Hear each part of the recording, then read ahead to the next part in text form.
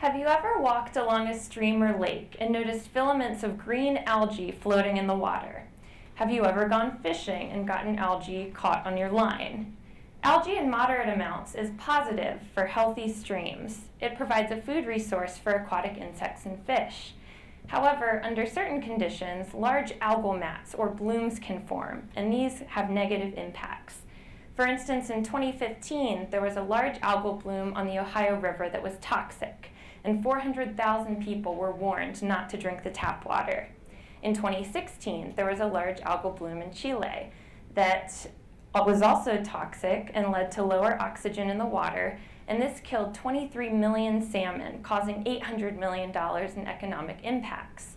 So these types of algal catastrophes could potentially be averted through a two-step process of prediction and prevention, and my research focuses on the prediction side of things. What we know so far is that algae prefer streams that are high in nutrients like nitrogen and phosphorus, and that's what most government policies focus on. We also know that algae prefer warmer temperatures and more sunlight. But the factors we don't know a lot about include aquatic insects, which deplete algae by consuming them, or stream flow that can scour algae off of rocks and sediments.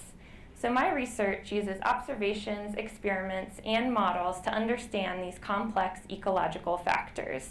The goal is to provide managers with information that they can use to protect our drinking water, our fisheries, and recreational opportunities.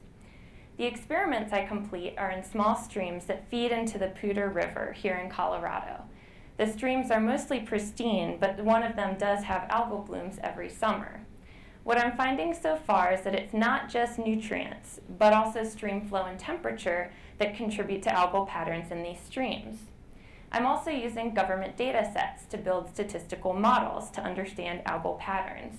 So far, I've built a regional model of the mid-Atlantic US and found that aquatic insects are very important for predicting the amount of algae in those streams. And the next step is to scale up to a national level so I can look at how algae differs among different regions and the different ecological factors that are driving these differences. So here in Colorado, we take for granted sometimes the fact that we have clean drinking water and fairly healthy fish. We don't have to worry about clumps of algae when we're swimming in the Poudre.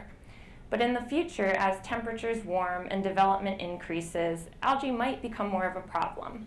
So my project is providing information that managers desperately need to predict this type of scenario. So in the grand scheme of things, if algal catastrophes can be averted by prediction and prevention, I can confidently say we're halfway there. Thank you.